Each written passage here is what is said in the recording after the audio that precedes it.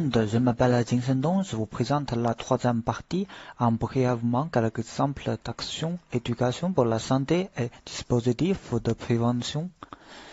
Vous pouvez suivre la diapositive et m'explique la première partie, l'action d'éducation pour la santé.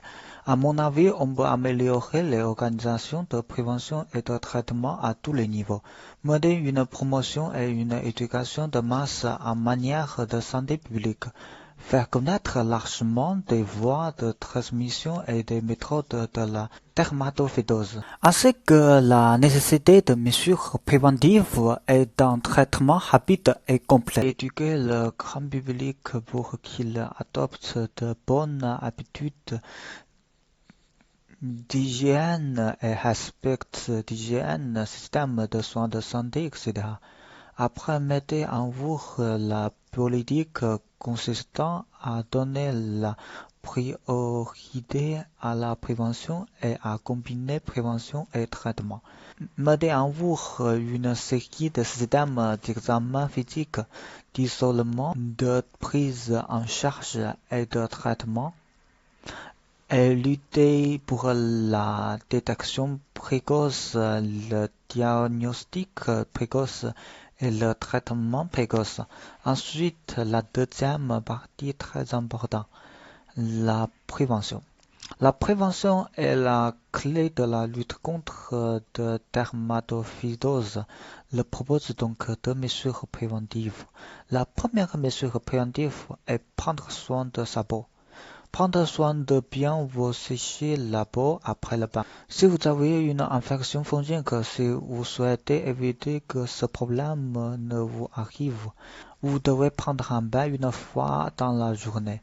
Une fois que vous avez fini, séchez-vous complètement en utilisant une serviette sèche et propre. Il est surtout important que vous séchiez les zones où vous avez tendance à transpirer ou celles qui présentent des plis comme les aisselles et l'aine. Les champions aiment les peaux humides, donc si votre peau est encore mouillée lorsque vous portez vos vêtements, vous courez le risque de développer une infection. Gardez vos pieds propres et secs. Ne partagez pas de chaussettes ou de chaussures avec d'autres. Portez des vêtements amples respirants. Autrement dit, portez des vêtements amples qui ont la capacité d'évacuer l'humidité de votre peau. Des t-shirts amples et larges en coton ou en lin sont un bon choix à porter tant que vous souffrez d'une infection fongique. Il est essentiel que la partie touchée reste sèche et des vêtements amples vont faciliter ce processus. De plus, ils auront l'avantage de ne pas s'effrater au point de vous irriter, ce qui va donc contribuer à la guérison. Ne portez pas de vêtements serrés ni de vêtements en tissu non respirant. Le cuir est un parfait exemple de tissu à ne pas porter. Lavez des draps, des vêtements et les serviettes. Faites-le une fois hebdomadairement afin d'éliminer les champignons persistants. Durant votre traitement, vous devez garder aussi propre que possible tous les tissus qui entrent en contact avec votre corps. En effet, les champignons peuvent subsister sur tout ce tissu. Avec cela, sachez qu'une fois guéri, vous pouvez être réinfecté si vous dormez. Par exemple, sur le drap non lavé, cette étape est également importante pour prévenir la propagation des infections fongiques à d'autres personnes. Les champignons se propagent relativement facilement et vous risquez de contaminer vos colocataires, vos amis et des membres de votre famille. Si vous ne regardez pas vos serviettes, vos draps et vos vêtements propres, protégez également vos pieds en portant des gants lorsque vous utilisez une salle de bain publique.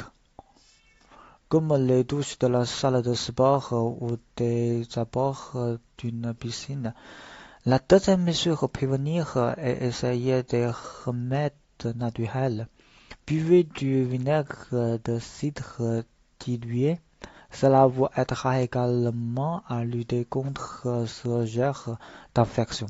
En effet, le vinaigre de cidre regorge d'antimicrobiens sans pouvoir tuer les champignons et donc contribuer à éliminer l'infection. Mélangez le vinaigre de cidre avec de l'eau à égalité de part et buvez environ 250 ml une fois tous les jours.